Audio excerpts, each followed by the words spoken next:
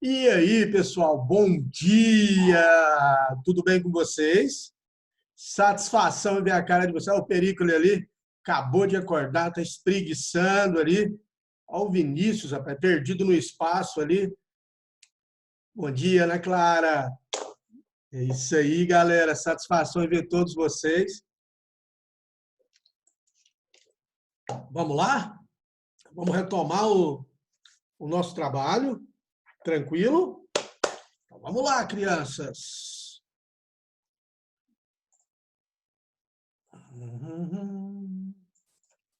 Nós paramos aqui no nosso último encontro.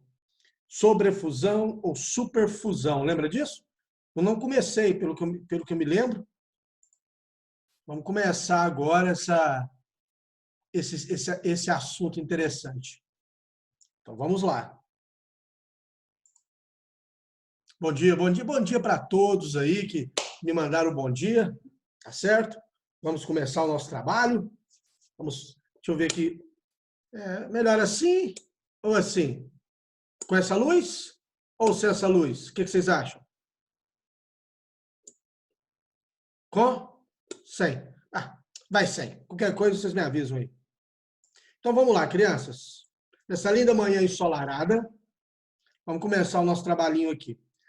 Existe um assunto aqui da termologia, que nós estamos avançando no nosso conteúdo, muito, muito, muito, muito, muito interessante, chamado superfusão ou sobrefusão.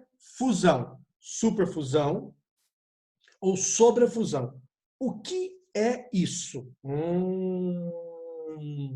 Você já viu quando você coloca uma garrafa de água na geladeira, no congelador, você coloca essa garrafa de água lá, e de repente você pega a água, você tira a garrafa de dentro da geladeira, do congelador, ela está no estado líquido. A garrafa não, né, gente? O líquido está ainda no estado líquido. E a hora que você coloca na mesa, ela congela de uma hora para outra. Pois então, isso é chamado de sobrefusão ou superfusão. Como assim, Alan? É o seguinte, quando você coloca, isso acontece com água, com refrigerante, com cerveja, que eu sei que vocês não bebem mesmo, mas com água e refrigerante já viram isso acontecer. Pôs um congelador, esse resfriamento é lento, ele vai resfriando, resfriando, e é possível atingir esse equilíbrio, a gente chama esse equilíbrio de um equilíbrio instável. Tem bibliografia que chama de meta-instável. Então, o que acontece? Você vai resfriando, resfriando. Naturalmente, vamos falar da água. A água mudaria de líquido para sólido a 0 graus Celsius. Mas esse resfriamento aconteceu de uma maneira tão lenta que foi possível você atingir -1, -2, -2,5, -3, no estado líquido, sem permitir que ele congele. Mas, quando congela?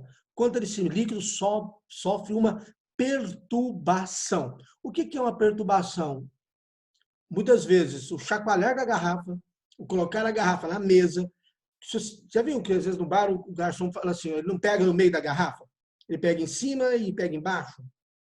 Porque muitas vezes, se o líquido estiver nesse estado de quase congelar, a hora que toca no meio, a troca de calor da sua mão com a garrafa pode ser suficiente, essa troca de calor pode ser suficiente como uma perturbação que congela o líquido. Então, o que nós vamos fazer agora? Nós vamos analisar esse gráfico que está aqui, ó. Olha o que está acontecendo aqui. O líquido deveria congelar a 0 graus Celsius. E não congelou. Ó, eu estou tendo líquido. Nesse caso, até -2 graus Celsius. E aqui, pum, sofreu uma perturbação. Tá. Quando ele sofre uma perturbação, parte do líquido congela. Que interessante. O que nós vamos aprender agora, no exercício, nós vamos fazer agora, é como calcular essa massa que congela. Tá certo? Olha que bacana. Vamos avançar.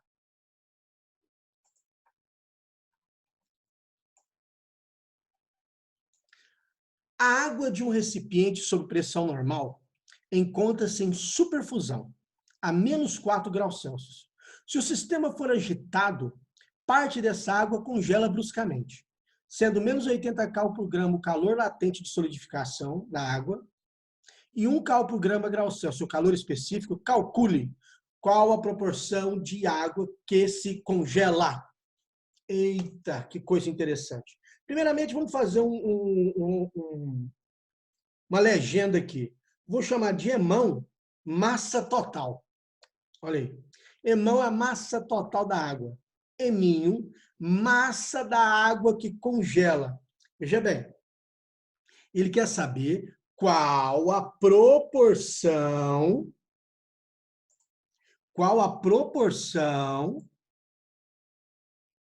de água que congela. Então, veja bem, para eu poder fazer isso, vou apagar isso aqui, ficou feio. Para eu poder fazer isso, eu tenho que... Se é uma proporção, é uma razão, né? Então, eu vou dividir a massa que congela pela massa total. Então, eu vou fazer assim. Primeiramente, olha o que eu vou fazer. Nós vamos calcular a quantidade de calor que a massa total dessa água perde até chegar em menos 4 graus Celsius. É isso aqui. Então, seja bem, a água perdeu até chegar a menos 4 graus Celsius. Ela não congelou. Olha o que eu estou te falando. Não congelou. A ideia é eu obter um líquido o mais gelado possível, sem congelar. Então, eu cheguei em menos 4. Aqui ainda é estado líquido. E aí, eu não sei onde foi parar. Estava aqui do meu lado a minha caneta. Para poder escrever aqui com vocês. Que legal, as coisas somem aqui na minha mesa. Aqui, ó, achei. Rolou aqui para debaixo do laptop. Então, aqui, ó, nesse menos 4 graus Celsius, que meu segundo ano predileto, aqui, ó, ainda tenho água na fase líquida.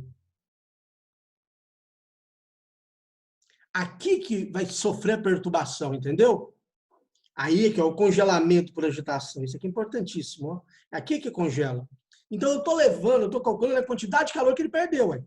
Se ele perdeu e não mudou de estado físico, Q é igual a MC delta teta. Concorda? Q é igual a MC delta teta. Ah, então tá bom. Tá aqui, ó. Q é igual a MC delta teta. MC delta teta. EMão, menos 4. Por que menos 4? Ué? O que é a variação de temperatura? É temperatura final menos inicial. Variação de temperatura. A final é menos 4, inicial é 0. Estou saindo 0. Então, a variação de temperatura para nós, menos 4 graus Celsius. Olha que questão bonitinha. Linda, né? Também achei. Ok, então menos 4 graus Celsius. Então, quando eu substituir, meu Q é igual a menos 4 EMão. Agora vem a parte interessante. Aqui não houve uma perturbação. Aqui não houve uma perturbação. Não é com essa perturbação que nós vamos descobrir a quantidade de água que congela. Então, o que eu vou fazer? Q igual a M vezes L. Ah, Q igual a quem? M vezes L. Esse pedaço que eu estou pegando, ó. Esse trecho do gráfico. Então, veja bem. O calor latente de solidificação é menos 80, porque está perdendo calor, não é isso? Agora é que entra o segredo da solução do problema, onde muita gente às vezes não percebe. Deixa eu colocar aqui. Olha só, você concorda comigo? Porque eu quero saber como que eu vou calcular essa quantidade de água que congela. Essa quantidade de água que congela, ela é dada justamente pela quantidade de calor que ele perdeu. Então, a quantidade de calor que eu gastei para chegar até aqui, com a quantidade de calor que deveria ter congelado, eu igualo ele. Você fala, claro que eu tenho que igualar. É uma conservação de energia. Então, a hora que eu igualo a equação 1 com a equação 2, eu tenho menos 4 EMão igual a menos 80 EMinho. EMinho sobre EMão é igual a 4 sobre 80 ou 1 sobre 20, que é a mesma coisa de eu falar 5%. Nesse caso, nessa situação, congelou apenas 5% do líquido. Tranquilo? Beleza?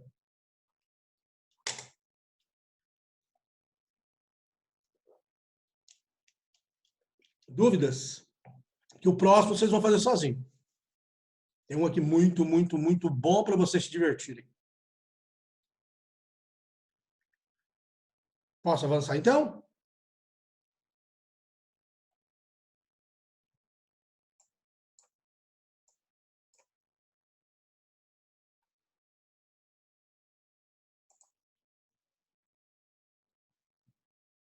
Aqui, boa pergunta. Carol, por que que eu vou igualar? Tá a Carol me perguntando, a Sofia perguntando. Então vamos lá, apareceu aqui para mim as perguntas agora. Por que que eu vou igualar? Você concorda comigo que deveria ter congelado? Deveria, não deveria? Ah, então se deveria ter congelado, deixa eu mudar a cor da minha caneta aqui. Deixa eu pegar uma caneta verde. Vamos escrever aqui. Se deveria ter congelado, então Q é igual a M vezes zero. Essa é a quantidade de calor que faz congelar. Mas não congelou. Essa quantidade de calor me dá essa massa que deveria ter congelado. Então, qual a quantidade de calor que eu perdi até chegar no ponto de menos 4 graus Celsius? Q é igual a MC delta teta. Ah, então a massa que deveria ter congelado, vou chamar aqui de irmão. A massa que deveria ter congelado é a massa que é a quantidade de calor vai ser dado pela quantidade de calor que deveria ter perdido. Eu não perdi isso? Isso não era o que deveria ter congelado? Então eu igualo isso com isso. Aí eu encontro o que está acontecendo. Eu consigo resolver o problema. Entendeu?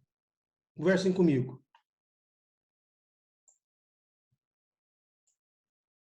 Beleza. Sofia, estou esperando a sua resposta.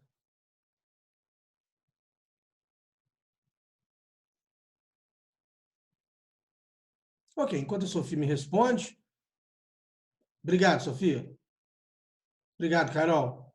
Então, o próximo vocês vão fazer sozinho. Eu vou dar um tempinho para vocês.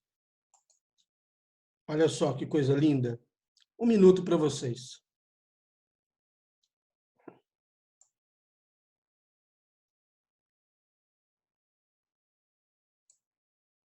Tentem fazer, por favor, me mandem a resposta aqui no, no bate-papo. Estou com ele aberto aqui olhando.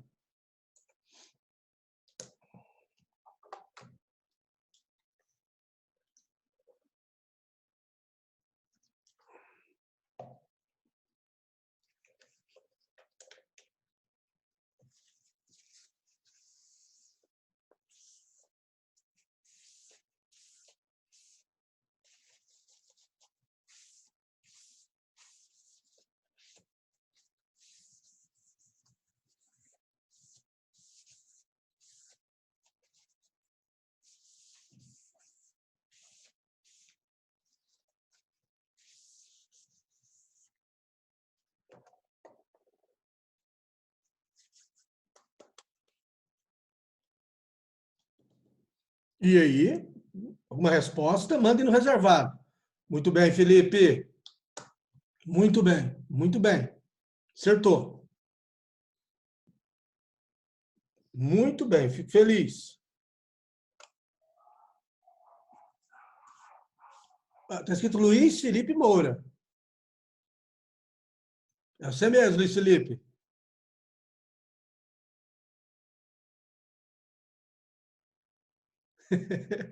Muito bem, Suguri. Não, Suguri, dá uma olhada no seu resultado. Dá uma olhada aí, Suguri. Tem um detalhe que não está muito legal, não. Muito bem, João Victor.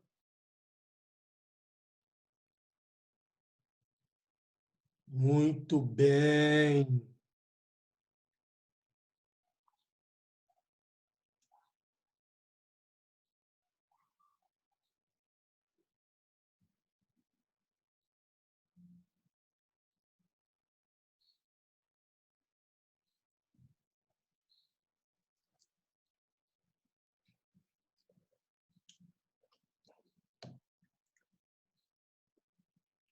Suguri, verificou aí?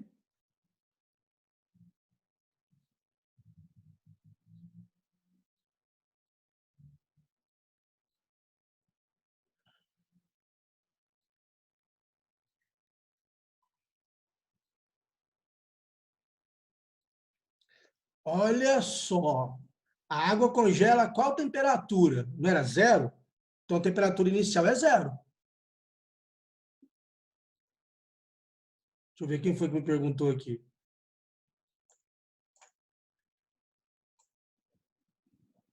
Vinícius, a temperatura inicial dela é zero.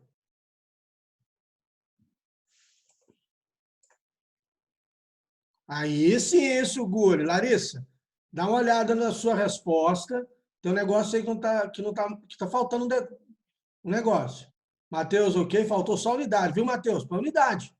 Carol, ok, faltou unidade. Giovana, tá faltando unidade, dá uma olhada nas suas contas. Tá faltando um detalhe aí. Do jeito que você colocou, a resposta não está correta. Isso, Vinícius, perfeito.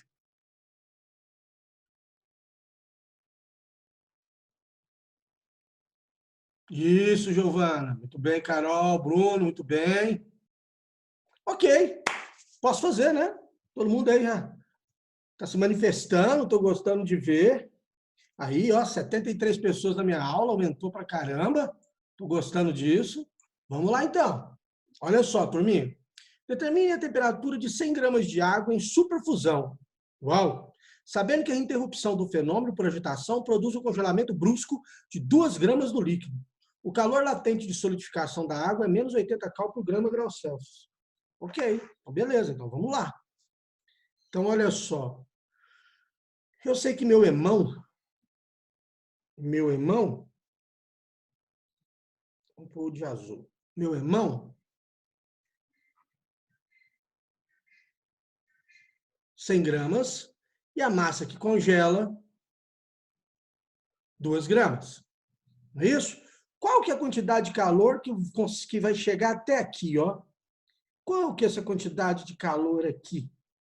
Que eu gasto, que ele perde para chegar em θ? Então vamos lá. Q é igual a Emão, calor específico, delta θ. Q é igual, Emão é 100, calor específico da água é 1, temperatura final θ menos zero, que é θ. Então, Q é igual a 100 θ. Vou chamar isso aqui de equação 1. Vamos fazer a equação 2. Q é igual a M vezes calor latente. Aqui, ó, essa parte aqui, ó, Q é igual a M vezes zero. É a que congelaria. Então, a massa que congela é 2. No congelamento, eu estou perdendo calor, não é? Então, meu calor latente é negativo, por isso que ele me deu menos 80. Então, quem é Q? Menos 160 calorias. Isso aqui nós vamos chamar carinhosamente de equação 2. Vamos igualar a equação 1 com a equação número 2. Então, eu tenho que 100 θ é igual a menos 160. Θ é igual a menos 160 sobre 100. Θ igual a menos 1,6 graus Celsius. Olha só, muita gente esquecia aí o menos e colocava 1,6 graus Celsius. Tá certo se colocar 1,6 graus Celsius? Não tá, né, gente? A temperatura é negativa. Ela é menos 1,6 graus Celsius. Ah, professor, só por causa do menos. É só por causa do menos, Sofim. Só por causa do menos você perdeu a questão. Tá ok? Tranquilo? Boa questão, não é? Também achei, também gostei dela. Boa, boa, boa, boa mesmo. Deixa eu ver se tem alguma pergunta aqui, algum comentário. Não, não, tudo bem, beleza, tranquilo. Galera acertando aqui. Alan, Oi. por que a temperatura inicial é zero? Porque a água congelava em zero, não congela? Uhum. Por isso. Assim, ok.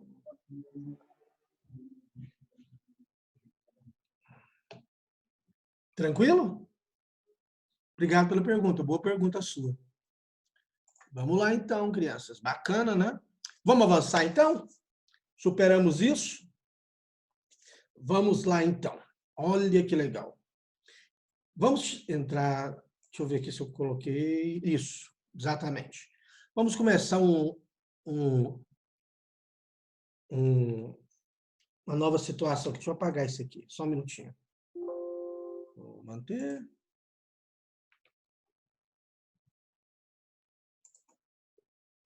Só um minuto.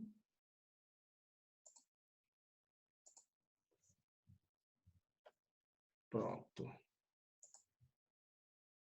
Pessoal, conseguem ver minha tela? Não, não tá não, né?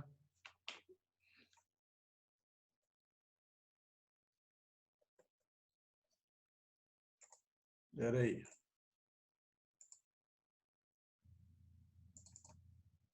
Pronto. Agora sim, não é isso?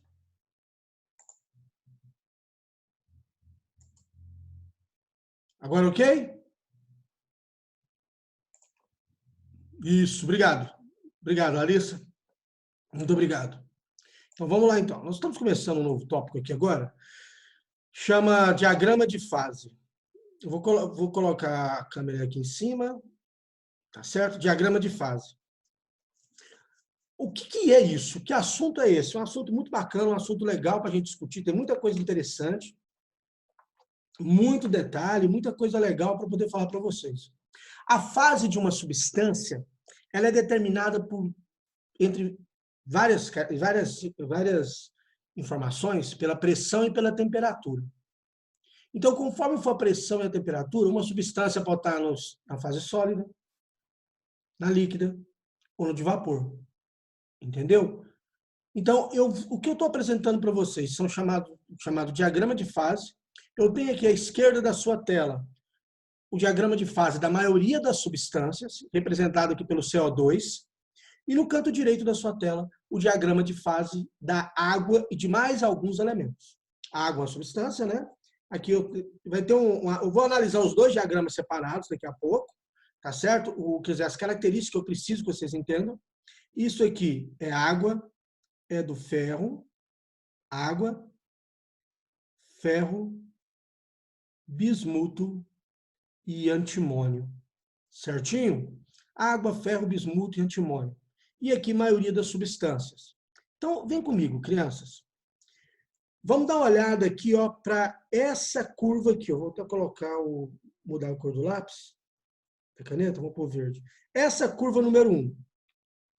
Olha para a curva número 1. Você está vendo que a curva... Estou trabalhando a maioria das substâncias, ok? Olha para a curva número 1.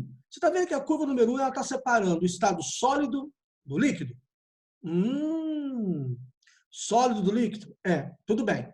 Vamos entender o que significa um ponto em cima dessa curva. Eu marquei com um xizinho aqui, ó. Marquei um xizinho aqui, ó. O que significa uma temperatura, uma pressão em cima dessa curva? Significa que nesse ponto aqui, vou pegar esse aqui em especial agora, coexiste sólido e líquido. Entendeu? Em qualquer ponto dessa curva aqui, coexiste a fase sólida e a fase líquida junto. Qualquer ponto dessa curva 2 aqui, ó, a curva 2 separa o líquido do vapor, tá certo? Qualquer ponto aqui em cima, ó, qualquer ponto aqui em cima, coexiste a fase líquida e a fase de vapor. Qualquer ponto aqui em cima, ó, na curva 3, ó, curva 3, coexiste sólido e vapor. Vou até mudar a cor agora, presta atenção que eu vou falar agora, que esse é o ponto mais relevante. Tudo importante. Esse ponto aqui no meio, aonde tem um T nele, um T grande, chamado de ponto triplo, ou ponto tríplice. Nele coexiste os três estados, sólido, líquido e vapor.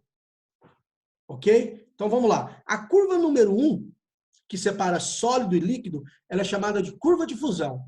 Curva de quê? Fusão. Curva 2, líquido e vapor. Curva de vaporização. A curva 3, que separa sólido de vapor, é chamada curva de sublimação. E o ponto T é o ponto triplo ou ponto tríplice. Tudo bem? Vamos para o diagrama do lado, da água. A mesma coisa que eu falei lá, na maioria das substâncias, vale aqui. Mas veja bem, olha como é que é a curva de fusão da água, do ferro, do bismuto e do antimônio. Ela é diferente, ó. A curva de fusão aqui, na maioria das substâncias, é jogada para a direita. E essas substâncias aqui, ela é inclinada para a esquerda, tudo bem? Mas o que eu falei lá está valendo aqui. E qualquer ponto aqui em cima dessa curva tem sólido e líquido junto. Qualquer ponto em cima dessa curva tem líquido e tem vapor junto. Qualquer ponto aqui ó, tem sólido e vapor junto. Esse ponto é o ponto triplo ou ponto tríplice. A curva 1 é chamada curva de fusão. Está escrito aqui. A curva 2 é chamada curva de líquido para vapor, vaporização. Curva 3, de sólido para vapor, é chamada de curva de sublimação. E o ponto T é chamado de ponto triplo ou ponto tríplice. Ok. Legal. Conversa comigo. Fácil, né?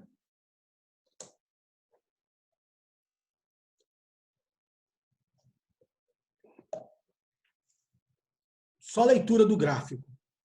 Vamos entender agora algumas coisas que vai acontecer. Olha para isso aqui. Existe... Deixa eu dar uma olhada aqui. Pode sim, Perículo. Pode sim. Aqui, ó. Agora que eu estou vendo as perguntas de vocês. Espera aí, deixa eu voltar lá no gráfico aqui. Vamos lá, primeira pergunta. Então, a curva 1, eu poderia falar que ocorre o processo de superfusão na curva 1? Não, poderia não. Superfusão é um estado meta-instável. Isso acontece em um caso muito especial. Um resfriamento lento para que isso acontecer. Não poderia falar que isso acontece na curva número 1, não. Sim, Perículo, pode coexistir os três estados, sim. Imagina assim, o gelo está derretendo, ele está virando vapor, você olha, você vê parte dele virando vapor, e uma poça de água embaixo dele. É possível, sim. Tá certo? Tanto é que nós temos os diagramas de fase. Ah, boa pergunta, Giovana. A água pode estar sob pressão atmosférica? Não mesmo. Veja bem, eu não falei que para isso acontecer, olha as pressões que eu estou trabalhando aqui, ó. 760 milímetros de Hg, para poder acontecer em pressão atmosférica, poderia acontecer em pressão atmosférica, mas não poderia acontecer um ponto triplo a pressão atmosférica. Entendeu? Eu não tenho os dados aqui em cima da pressão atmosférica. Eu posso até procurar esse gráfico para vocês. Tá certo? Para poder ver como é que seria isso aí. Mas a pressão atmosférica e temperatura ambiente, acho improvável. Tem que pegar e dar uma analisada para a gente poder falar. Tá ok? Aqui, ó, perdão. Olhando para o gráfico aqui, 760 milímetros de Hg é um ATM. Em um ATM, a água ferve a 100 graus Celsius. Em um ATM, olha aqui, ó, o que eu tenho aqui? Ó, ela estaria congelando a 0 graus Celsius. Tá certo? Então vamos lá, vamos trabalhar.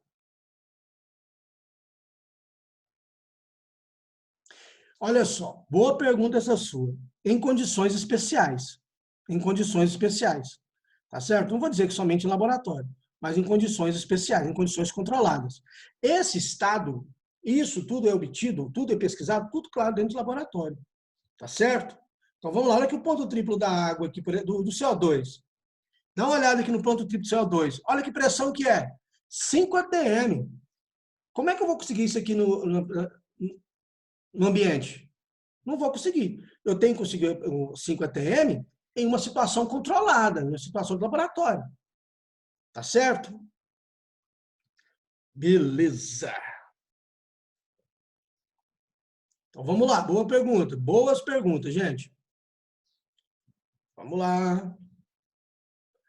Giovanni, entendeu o lance de pressão atmosférica? Pressão atmosférica, um ATM é 760 milímetros de Hg, tá aqui, ó. Água fervendo a 100. Então, vamos lá. Vamos trabalhar. Agora entra aqui uma situação chamada... Alguém abriu o áudio aí? Quer fazer alguma pergunta? Não, né? Então vamos lá. Veja bem. Substâncias que dilatam na fusão, que é a maioria das substâncias. Vamos entender um negócio aqui, turminha. Vamos pensar no estado das moléculas. Vamos pensar no estado das moléculas? Como é que são as moléculas em comparação... Imagina o sólido, imagina o líquido. As moléculas no estado sólido e as moléculas no estado líquido. Você concorda comigo que as moléculas no estado sólido, na maioria das substâncias, presta atenção? Olha para mim. Isso aqui, ó. Senta direito. Conserta a coluna, espreguiça, concentra, que é muita informação agora. Esses próximos 2 slides é informação pra caramba. Você concorda comigo que, na maioria das substâncias, a distância entre as moléculas no sólido é menor do que no líquido? Quando eu pego esse sólido e aqueço, e está absorvendo calor, então as moléculas estão vibrando mais. Se elas estão vibrando mais, elas estão espaçando. Estão aumentando a distância entre elas. Ela está empurrando a molécula do lado. Esse aumentar a molécula, esse aumentar essa vibração, esse aumentar essa distância, provoca um aumento do volume. Isso é uma consequência, e nós vamos estudar isso em dilatação volumétrica. É que seu livro trouxe dilatação volumétrica antes disso, depois disso. Tá certo? Então, o que acontece?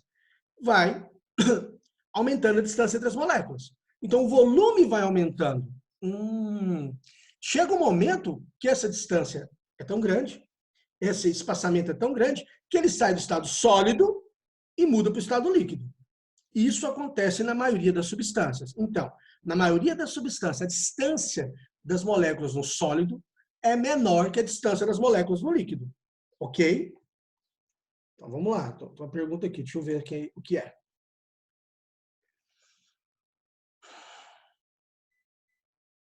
Pode acontecer, Perícolo. Pode acontecer isso que você me perguntou. Pode sim.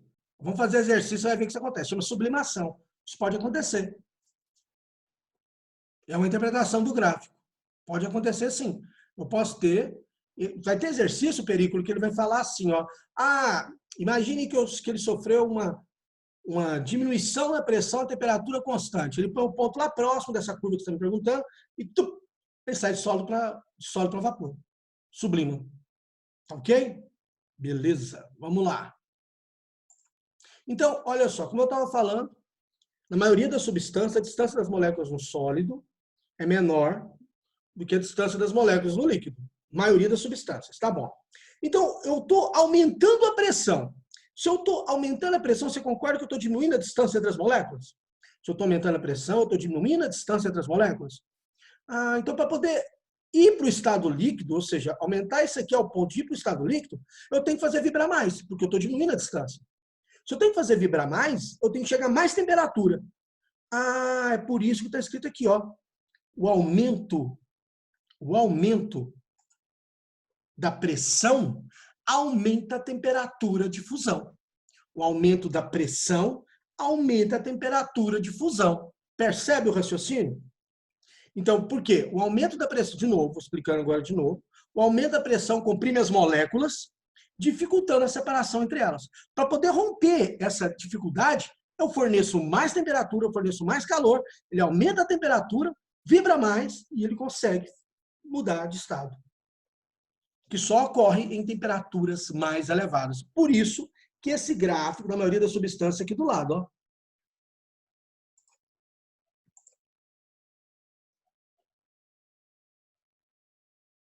Carolina, naturalmente, na maioria das substâncias, a distância das moléculas no sólido é menor que a distância das moléculas no líquido. Isso é o que caracteriza um estado sólido e um estado líquido. No estado sólido, a agregação das moléculas permite que as moléculas tenham uma pequena distância entre elas. No estado líquido, a matéria se manifesta com esse espaçamento sendo maior, tá certo? E isso é algo que acontece, é algo que nós observamos na natureza. Tranquilo, Carol? Acabou minha água. Beleza. Bom, eu preciso saber se esse slide está ok. Porque o próximo é que é interessante, que é o da maioria das substâncias foi, né? É o da minoria. água, ferro, bismuto e antimônio. Então, o que eu sei desse slide? São substâncias que dilatam na fusão. Quer dizer que o aumento da pressão aumenta a temperatura de fusão. Por quê? De novo, quando eu comprimo, eu diminuo a distância entre as moléculas. Para poder sair de sólido para líquido, essas distâncias têm que aumentar. Mas a pressão não diminuiu? Para vencer esse aumento da pressão, eu preciso pôr mais temperatura, porque ele absorve mais calor, ele aumenta o grau de vibração das moléculas e espaça cada vez mais. Yes? Tranquilo? Beleza. E aqui, ó, e é claro que a densidade do sólido é maior que a densidade do líquido. Obrigado, obrigado, obrigado. Obrigado, Everton. Ok, crianças. Mais alguma pergunta? Sim, Segure, foi o que eu mostrei aqui, ó. Mas quando você fala proporcional à temperatura, veja bem, nós temos que entender qual que é a temperatura. Nesse caso, a temperatura de fusão. Foi o que eu escrevi aqui, ó. O aumento da pressão aumenta a temperatura de fusão.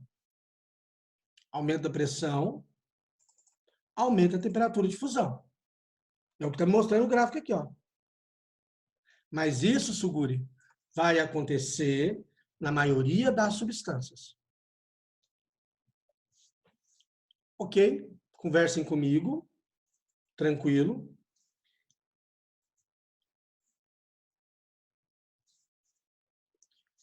O próximo slide, muito relevante. Para nós não, Perícola.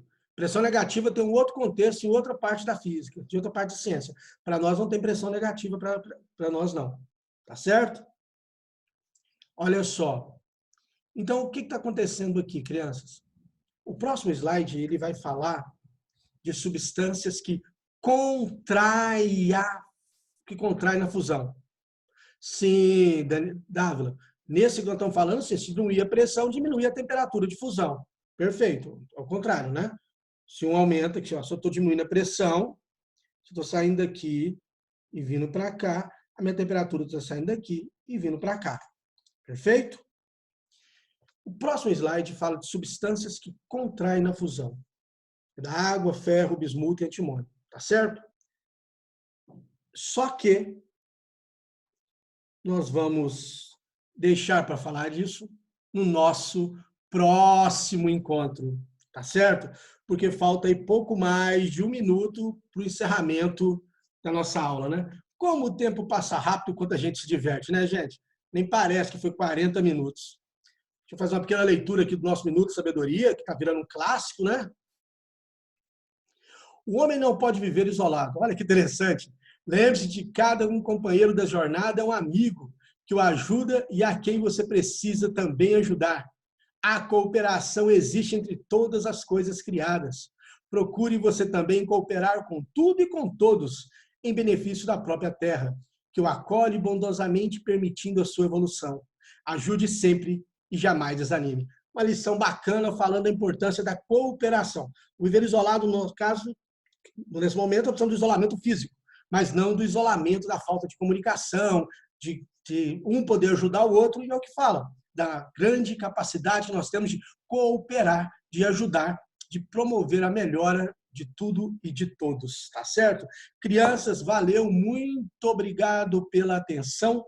Espero que essa aula tenha sido útil. Daqui a pouco eu subo essa aula para vocês, já disponibilizo na plataforma. Muito obrigado pelo carinho, pela atenção, a presença de todos os nossos 70 e tantos alunos. Vida longa e próspera a todos. Muito obrigado pela atenção. Valeu, Everton!